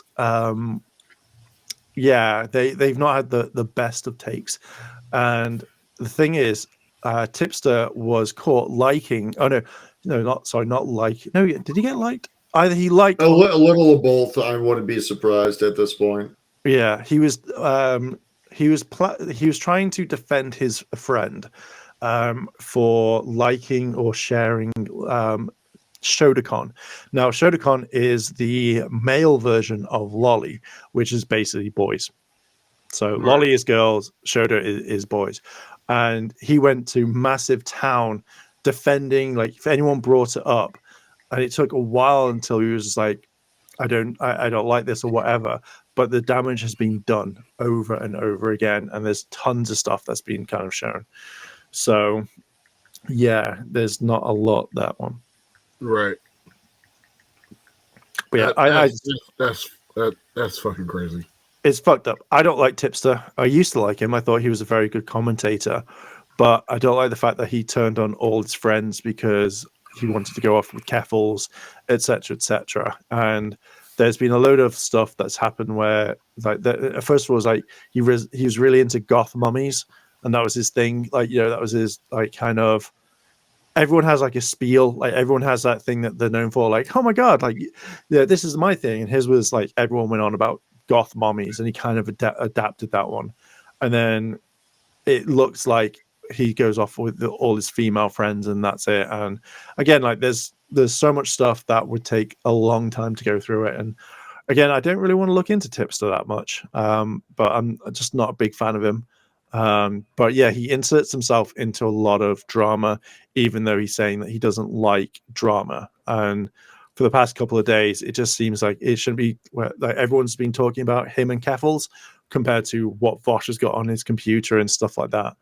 It's not a good take. Yeah. So, but yeah, there's tons. If anyone wants to look at it, Nick Diorio and Bo Blacks, they've been covering this quite intensely. If you got 8 hours to spend, watch one of their streams. Yeah. Double speed, double speed. You'll get through that in like 10 minutes. So, okay, double speed, cool. I'm not wasting 8 hours doing that. I watched. If you set it to like 2 hours, like not 2 hours, 2 times speed, it will shorten it down. Like obviously, you know, it's not going to be like 8 hours to 4, but you'll get through a lot of stuff. Or just literally go watch their streams and stuff like that. It's if you've got something on in the background. I do it at times while I'm eating, or if I'm writing stuff or editing little things, I will go and check it out. But yeah, I'm just saying. Every time I go on YouTube, it's always a beef with a YouTube creator beef with another one. They arguing over stupid shit. Right. He say, she say shit. I'm like, I don't know shit. I just start YouTube or not. Y'all motherfuckers are crazy, man. Damn. It's a thing where if you want to get into commentary YouTube, like I always think that there's like a limit of like, oh my god, nothing's happening today. What do I talk about? Something will happen. Like guaranteed, some drama will drop down. And yeah, like next week there'll be something completely different, and it's just interesting. Or it's more kind of having a look at what's been going on. So like when I did Oh Hi Mark, which I need to get back onto at some point, which I thought was a really good name for a drama channel. And then when you search Oh Hi Mark, the room comes up. But you know, drama is the new thing out here. So if you ain't trendsetting with the drama, man, you ain't gonna get nowhere. I'm like, unfortunately, us DJs don't do that shit. We end up getting the below. Right. Get the below. Right. The drama people goes up. Because, you know, I'm from Bigo, they does that shit. You know what I'm saying? Drama is drama. You get paid for the drama. Yeah. Like, it's insane. Like, so I did a video on The Completionist, which we've talked about. If my Oh Hi Mark channel was like monetized, it got 21k views. That wouldn't have been a lot, but that would have been a nice chunk of change to take home at the end of the day. You know, and some of the other videos that I've done have gained views for a small channel, but I kind of like not really kind of looked in, like not done much to it. But yeah, like there would definitely just be loads of stuff to talk about because drama. Everybody loves drama, and you know it hits a lot in all communities and stuff, which is a very interesting thing to kind of talk about, which I'll tell you guys in a little bit because I don't want to stir up more drama. But yeah, it's fucking insane, like amount of shit that goes down in this community. Right. You know, being a DJ, I'm guessing, yeah, it's the best thing. There's no drama in the DJ community, not unless it's like, get off my patch. Like I'm not at that club. Oh, you hijacking my playlist and shit, man. Yeah. The fuck you doing hijacking my playlist? You should send my shit, just hijacking my shit, ain't you? Yeah. Taking notes. DJ Big Bob, fuck him. He took to my playlist, the fucker. Pocket watching ass nigga. What's he doing? Like, I've told him, if he comes down this thing again, he'll be biggity done. And that's how they do on YouTube for real too. Yeah, it really does like, seem yo, like it. what the fuck going on over here? Right. Damn, I don't think I want a DJ over there, man. Damn, y'all folks crazy over there. I want y'all come attacking me. Talking about, hey man, what you get that song from, man? You just send that song to me ASAP or else I'm gonna go report you. It's for copyrights. It's such a weird thing. Like, I mean, if you are into drama, that's absolutely fine. But yeah, I think it should be like minimum a drama there. I mean, eventually YouTube going hopefully they catch up and say, hey, we need to cut this shit out because it's drawing people away or something like that. But then again, a lot of streaming apps like drama, so it's like that's where they draw money and bring the people in. They'll do it. Right. Drama brings in a lot of money because it again, like I think it depends on what sides that you kind of what you want to be on, and that, you know, do you want to be on the right side or the wrong side? Now, I think stuff with like this whole thing with Vosh is everyone is on the same side of CP or cheese pizza is not okay. It's horrible. It's fucking disgusting. I'm making sure that we don't get demonetized or kicked off the platforms. Right. So cheese pizza ain't all that good anyway. What? Man, I love pizza. Horrible. The Domino's pizza is amazing. Pizza Hut is the best. We got stuffed crust. Goddamn it. Like, I'm trying to fuck y'all. We got stuffed crust too with garlic. Yeah. But yeah, I feel like everyone's on the same side. It is completely wrong. But then when you have stuff like, say, I don't know, where, you know, election year or whatever, or something that happens in the drama, is then your kind of take on it. As long as you're not fucking people over or saying like, I've downloaded a clip of like Ty talking about Kingdom Hearts and stuff like that, and I don't like his take on it, so I'm gonna turn around and say that he really hates Kingdom Hearts, but he really loves Final Fantasy, the beat 'em ups or something, and then kind of like spin take it and be like, see guys, like he's been championing on this for so long about Kingdom Hearts, but he really like fucking hates it. And then Ty comes in and goes, Mark's a fucking dickhead. He absolutely hates Final Fantasy, but he really likes, he hates Genshin Impact and he fucking hates it, and he takes clips out of context or mix it up. That sort of thing is like, that's drama that can kind of be okay to talk about in some way, as long as you don't make each other look like a dick. But it's always like a yay or nay thing. X-Men with Morph being non-binary, some people love it, some people hate it. You know, it's these sorts of things that really work well. But yeah, drama does pay. It's one of those things. I know, in a way, I find it very interesting that you can really kind of get your frustrations out in a way, because that's what I kind of do. Like I'm like, I fucking hate this, and then I literally go and like at the end I'm done and just walk away. Right. Yeah, man, it's just crazy, man. Just I was not expecting that at all to be a conversation piece, but yeah, that's a conversation piece. It's one of those things where you should, like, if someone has and you see this, then like the cheese pizza, then it's worth calling out. You know, it's kind of going over stuff. But when you defend it, like I feel like that you've lost all argument. Like there's nothing you can do to clarify how it is like in a good light, compared to like this is what Vosh was doing, where he was saying stuff. And again, when someone says like, okay, you're out of context, or you clip this out of context, it's like, have you though? Because they're playing the entire clip, they're showing that like what argument wise, it's not something where he goes like, I do, and then that's it, and they cut it off. And it's more like, but when they watch back. But then when they go like, oh, I should just go watch a 4-hour stream, it's like, fuck that shit. No, I'm not going to watch 4 hours where you say one small segment so I can get a context. You've said the context through it. Right. Simple, clean, straight to the point. Yeah, like if it's the same thing as like with YouTubing apology. It's more like people will try and take you around the garden path. Just get precise to it. Sorry, I did this. It won't happen again. I'm learning, and then kind of give backstory in case someone's wondering, and then that's it. Right. Yeah, it should have been like at least what I've said. He should have kept with the completionist. He should have kept it simple. Apologized for it. Money donated. I'm going to move on with my life. I'm dealing with stuff with my family. Please don't come after me, that type of thing. I'm dealing with it. I'm not happy about it. They called me out on it. I'm trying to fix it as best I can. Yeah. Left it at that. Yeah. And I feel like when you have that sort of stuff, the way that he added in and was just like, I'm going to sue Mudahar, I'm going to sue Carl, and I'm going to sue these people for misinterpreting this.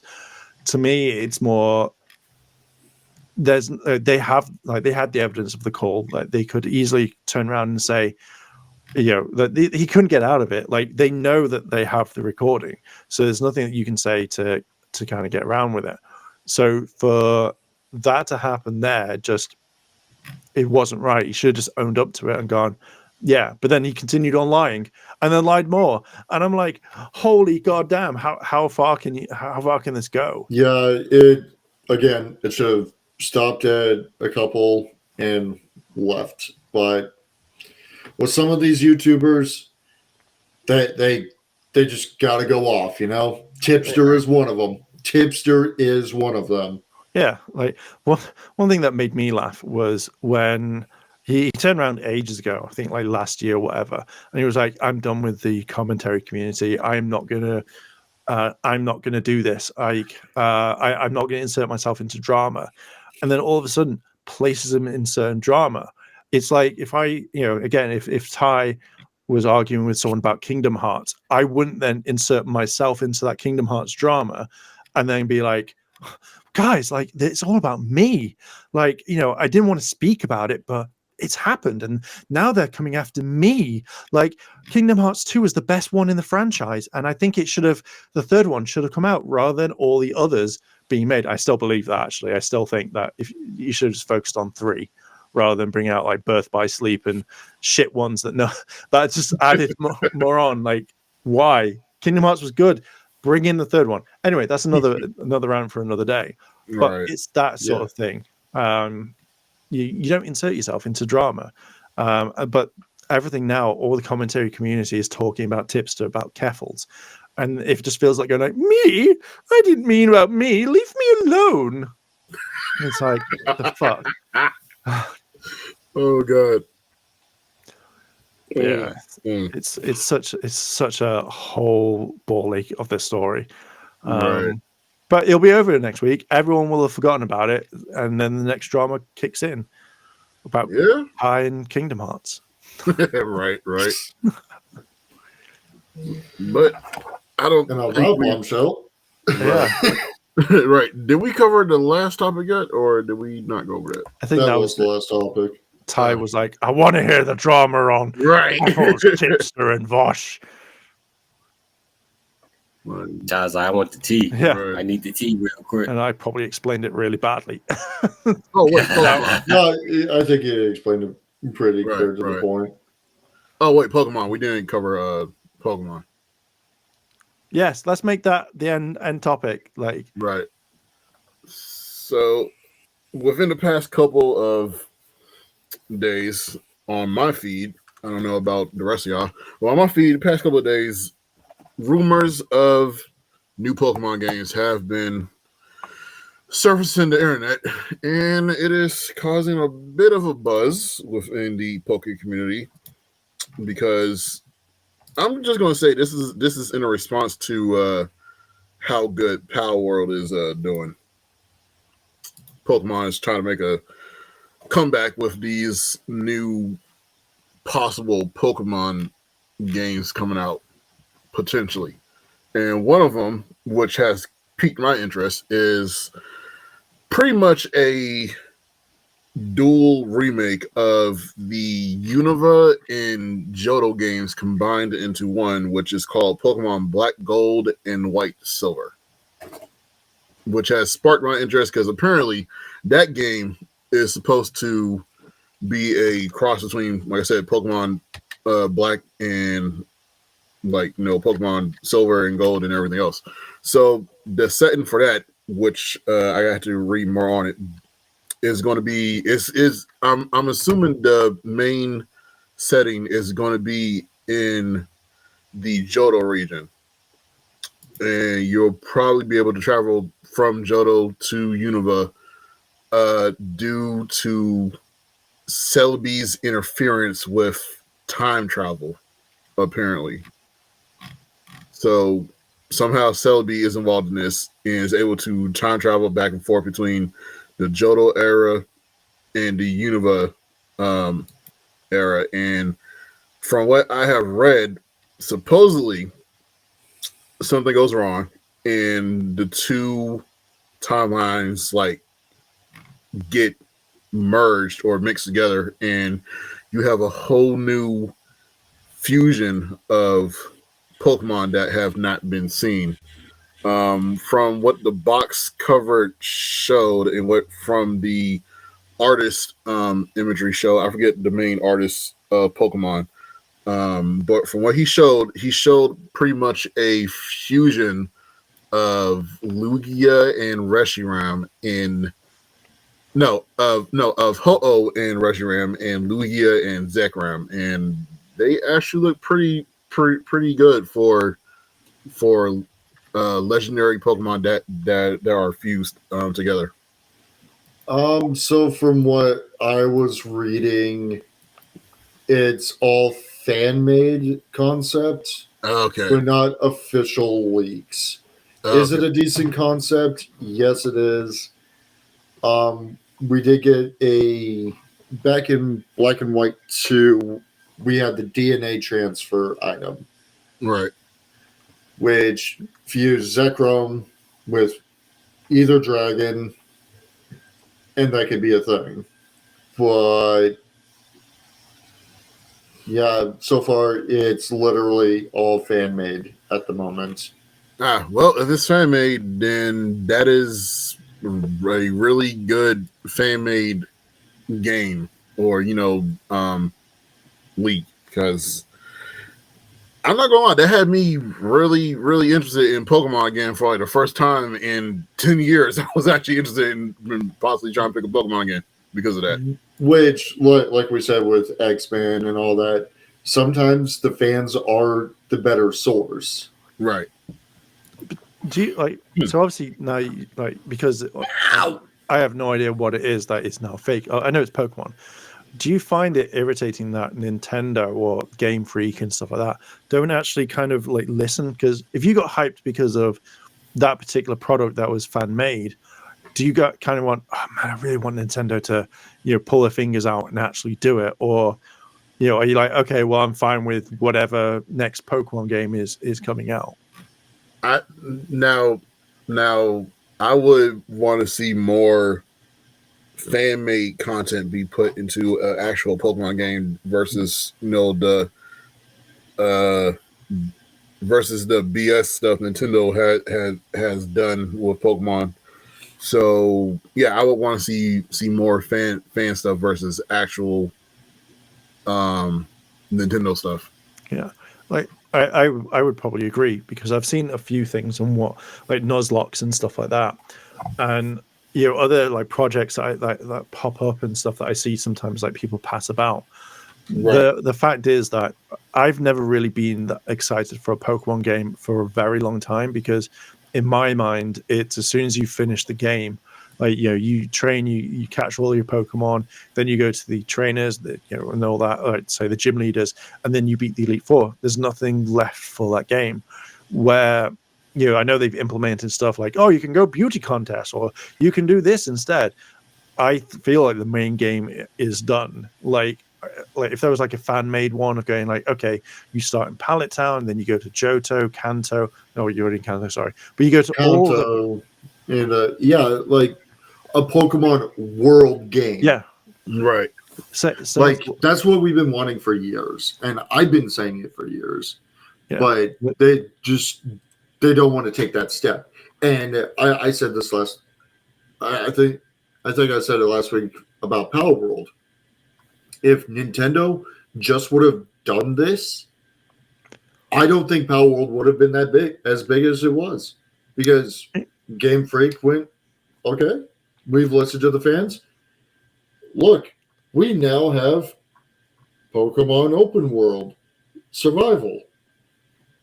Yeah. Like, it could have been great, but sadly, Power World beat him to it. Yeah. I mean, could you imagine, like, okay, how many, so the Elite Four is, okay, obviously Elite Four is in the name, so it's four major big people. But could you imagine, like, if Game Freak turned around right now and went, hey, so we're doing this open thing, it's coming out with Switch 2, you know, the cartridges have got like 18 terabytes of data on there, and it's like you start the ultimate journey, all in like the best graphics. You start in Pallet Town, and then when you beat all the gym leaders, you don't go to the Elite Four. You have to then go to the next region, until everything's at the end. And it's like you have to beat the Galactic League, which is like, say, all the Elite Four trainers, like they're all together, or like four of the best, the top, like this is the hardest thing you'll ever do. And then just go, there you go. Because then you give every single Pokemon fan what they want. You have every single Pokemon. You have all events. You have so much stuff to actually keep you busy. And you don't go, yeah, finish that in like a day. It's like, this will take you, say, 8 months to complete. Yeah, there would be so much content, sort of like Skyrim and stuff, where you want to go back. Yeah. And you would have, like, what is it now? Up to, I think we're up to 1,000 Pokemon? Yeah. I mean, that's... You'd have to backtrack so damn bad. Yeah, and like, you know, you get the ultimate, like the Pokedex. You are a Pokemon master, that you've got to go through it all, and none of this whole, like they used to do in the thing where you have to buy 2 games. It's like, no, because that would be impossible. Yeah, that drives me nuts. I mean, it's a good marketing, and it worked back in the day because, you know, I have pretty much most of them anyway, but you know, now it'd be like, look, you know, this is the ultimate one disc, one thing, you can catch every Pokemon ever out there, rather than, okay, now I have to buy the ultimate version and I have to buy the other version. It doesn't work out. But I feel like, personally, that's what Nintendo, Pokemon Company, and Game Freak need to do, is they need to sit down and they go, how can we make this better, rather than be like, oh, we have to keep it like the for the kids. And it's like, no, you know, your fucking target audience is any age, so make it an any age game and actually have something fun. Because I know you, Ty, I know you would 100% that game. Oh yeah. Like I said, I'm having fun on Power World. So is Philip, and we go from it because all your pals level up with you. You unlock certain things as your character progresses, which is nice. You can, and the crafting of the actual Pokeballs, so you're not always having to fucking go in and buy them. Right, which is a nice change of pace. So I've actually like it's funny you mentioned just crafting the spears and different things, dude. I've played that game so much that I have a whole work camp going on. So I pretty much started enslaving my own pals in this game, which is just horrible. Could you imagine if Pokemon did that? Like, they wouldn't. No. They wouldn't.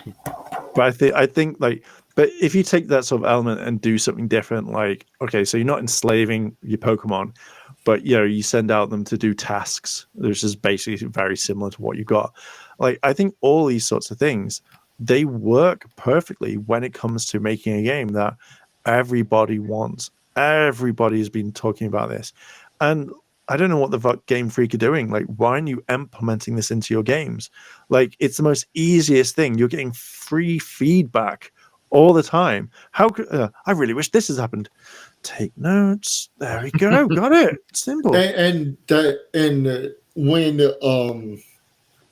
again, I'm going to bring up whatchamacallit, the Pokemon Legends Arceus. When that dropped, you had the building foundation for it. You had everything. You kind of perfected the world capture in Scarlet and Violet. Use it. Like it's not that hard. I think it's also easy. I think also, like, from what I remember, the last Pokemon game that came out, buggy as hell. Like, apart from one of my favorite, very buggy. So because it's set in England, like, the only bug that I would keep in is when you're having a Pokemon fight, and then you have someone just walk across your your battle. Like, that's the only one I would keep in, because that's pretty much what Britain's like. Oh, Pokemon battle, mate. I'm going to walk in front of it just to fuck it up. That's what I would do. I just wish Pokemon, I just wish Pokemon was like sorted and stuff like that properly. Like, that's what they need.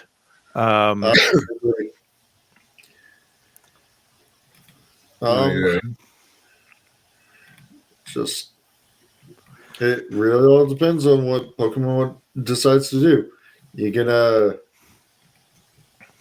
They're gonna stick with the same old format they've been using.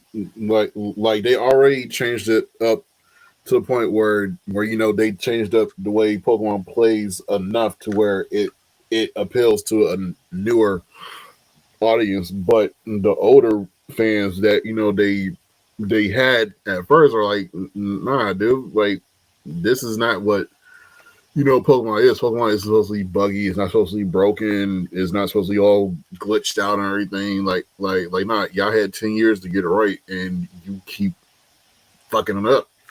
Yeah, exactly. Let me just kind of work something out. So, Pal World, I need to know how many players. It jumped to. It's probably up to 20,000 players or 20 million players. Sorry. No shit. Okay. Let's have a look. Because I think it was at 16 mil last time I checked. Because I know that they did bring out like a post where it's just like, this is how many they've got. So I just want to work out how much. Okay, so around the 31st of Jan, that's where they've said. So they've had 19 million, over 19 million. Okay. So right. 12, yeah, okay, yeah, all together. Right. Let's just work something out. Where's my calculator gone? Where's my calculator? Oh, right, it's right there. It's like, where the hell's that gone? Okay, so the game retails, and we're just going to work out on Steam. So on Steam, it's had 12 million players. 7 million, I'm not going to kind of count because that's on Game Pass. So you have 24.99 times that by 12 million. Okay, so that's a lot of money. It's a lot of money that they've made for selling it, and I don't think that that Pokemon's probably done that in a very long time. So personally, I generally think that they're going to sort something out. Otherwise, they're just going to massively get fucked over, because people are going to come and make their own thing after that. Now that they've seen how Pal World is. I truly think that if a lawsuit were to happen, Nintendo will just draw it out to where they have no money because they're an independent.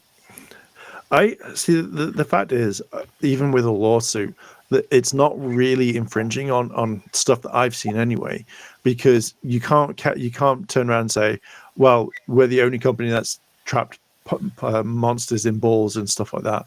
The only one I can honestly say that they could do is that mod that makes everything Pokemon and it makes you as Ash. That I can understand that they would go after, but majority of the time is like, they could then bring up the argument of, well, do you remember was it Dragon Age? we did that first, and it's like shit. They're fucking hell. They did do it first. So you copied someone else and you made it huge. Dragon Quest, that's it. But yeah, there's loads of different things that you could do. I just don't think they can go after that idea. We'll see. From what I've seen, Nintendo is going after the models themselves. They're not going after the fair use. They're not going after the idea. They're not going after. They did go after the modder who made everyone Pokemon related. They're going after the models themselves. Right. I mean, you can't really do too much about the models because as long as they're not the legit Pokemon, then you're good. So it's stupid that they're trying to go after the models of Pal World, and you really have no claim on how they choose to make their characters. And like Ty, I'm pretty sure you've seen the new supposed data mined leaks for the new PAL characters that are supposed to come to the game.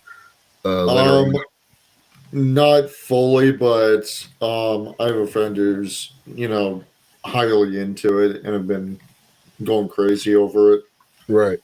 So, like, of course, people data mined it and leaked some of the new characters that are supposed to come out.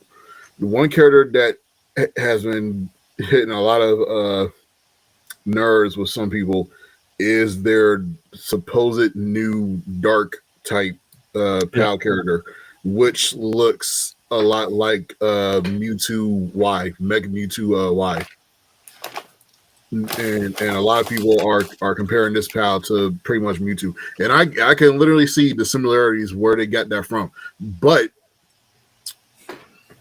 that model that got leaked for Power World isn't the official canon model.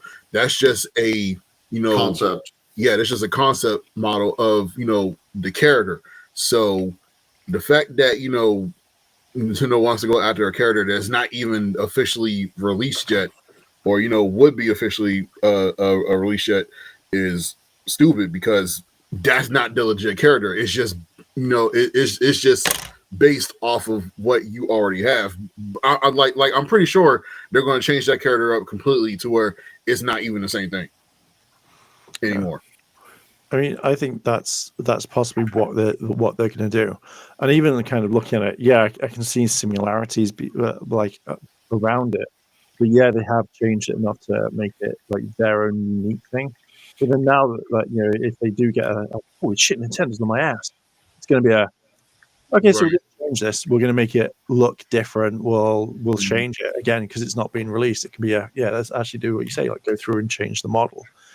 But it's just like if Nintendo go after it and they shut this down, I just say they shut it down completely, it will just show that if it's also done under the fact of like there's nothing wrong, they just wanted it gone. It just shows how shitty Nintendo and the Pokemon company are. Yeah, they're producing shit for everyone. Right. Which is completely unfair. Yeah, exactly. And then it's this whole thing of like Nintendo and Pokemon Company going like, oh, we're all best friends. Like we want you to have so much fun. It's like, really? Like you've just shut down a really good game, and now you're trying to kind of bring people back. Yeah, all your games are subpar at the moment, and everyone knows Pokemon, so you're making billions. It's not going to turn around and people are going to say, oh man, do you remember playing that game with Pikachu and a gun? Oh, those good times that was. AK-47. Oh, cannot wait for that one. Right. Shoot. But I'm gonna just say this, and I said it before. Nintendo has no stake or no claim on the stuff that Power World has done so far. Yeah, and that's what I think is good. And I feel like it's also kind of adding more to it. Like this is what I want. Like, it's good to have a competitor because Pokemon's been going on for such, almost 30 odd years now, and like to me personally, I'm just like, man, I just really want them to fucking get a grip and be like, oh, we've got to keep this going, boys. We've got to keep this going. I mean, shit, you want to keep it going, make it a better game. That's how you keep it going. Exactly. Like that's one thing is you want to make a better game. You want people to do it. You're a company that has been doing this for years and years and years. What the hell? Like, why all of a sudden are you not able to do it? Like, why are you shitting yourself because you've not been able to do it well? I don't know. Like, yeah, I just think that Pokemon Company needs to really sort their shit out. Yeah, I agree. Yeah, eventually they'll do it. When they lose over, I want to say 2 million customers, then they'll get back on the ball. Oh yeah, definitely. But for some strange reason, I don't think that they're going to kind of do it. I feel like they're just going to go, yeah. It's like great fun guy. Right. Well, yeah, it is what it is, though. Yeah. See what happens. There's still no news on it. Right. Yeah, I'm just waiting. Like I can't wait for it all to kind of like mess up. So. Yeah. But until next time. Yes, we shall end it there, and bring you the big news later on and stuff like that. So there we go. I thought it's an interesting one right there. Yes, it is. But until next time, yeah, catch you. What's the coolio and catch you nerds all over the globe next time. Bye.